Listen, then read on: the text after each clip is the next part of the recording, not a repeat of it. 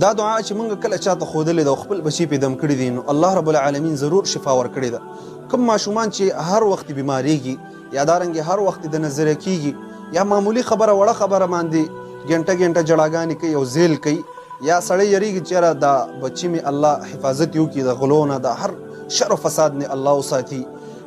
هر مسلمان ته دا پکار دي چې سحر او ماښام خپل بچي په دې دعا سره دموي. ډېر مزیدار او ډېر ښکلې دعا ده. نو د داسې ښکلې ماشومانو دپاره حفاظت دپاره نبي صلی الله علیه وسلم یو ناشنا دعا ښودلې ده.